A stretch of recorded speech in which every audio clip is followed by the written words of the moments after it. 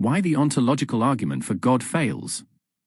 The ontological argument is a classical argument for the existence of God first proposed by Anselm of Canterbury in the 11th century. I will explain problems with this argument in this video. 1. God is defined as the greatest possible being. 2. If God is the greatest possible being, all of his characteristics must be at the greatest level. 3. Existing in reality is greater than existing only in the mind. For, if God's characteristics are all at the greatest level, then his level of existence must be at the greatest level. 5. Therefore, God must exist in reality since existing in reality is greater than existing only in our mind. Greatness is subjective. The argument assumes greatness as a standard for everything, but greatness is subjective for different things. For example, it is great for a person to have a genius mind, but it does not make for a greater pizza slice if it had a mind. Therefore, we cannot automatically deduce God's characteristics including his existence, simply based on how great he should logically be. Different conceptions of God. This argument presupposes that God is defined as the greatest possible being.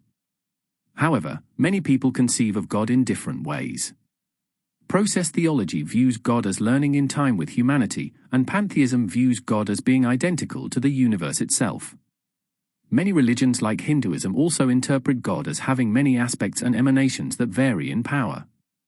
Some religions also view God as having a finite age such as Mormonism, so we cannot deduce God's existence by defining him as this way. Only deals with ideas, not reality. Even if God would hypothetically be greater if he existed in reality, instead of just in the mind, that does not prove that this is the case. This argument only deals with the theoretical aspect of how a God would logically be, not whether this is true.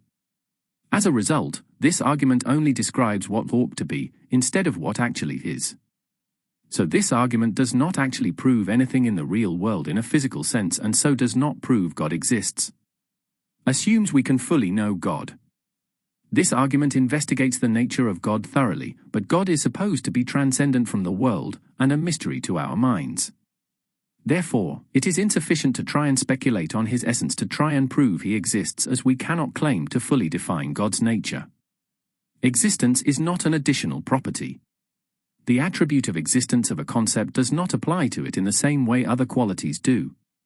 For example, adding color to a description of an object adds the property of color to it.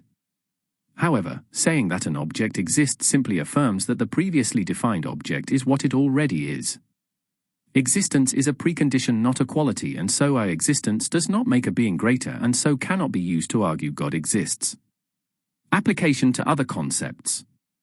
If this reasoning was applied to other concepts, like a greatest possible island, it breaks down. A truly perfect island would need to exist in reality and not just our imagination in order to be perfect, therefore the greatest possible island exists in reality. This is clearly a fallacy, and so this reasoning cannot be applied to God to prove his existence. Start with the assumption that God exists. Since this argument talks of God's characteristics and what he would logically have, it starts with the assumption that God exists, instead of trying to prove he does from a neutral standpoint. Therefore, this argument is mainly only convincing to those who already believe in God and so does little to prove anything to a non-believer about the existence of God. Thanks for watching. I will make my next video about why the mathematical argument for God does not work as soon as I can.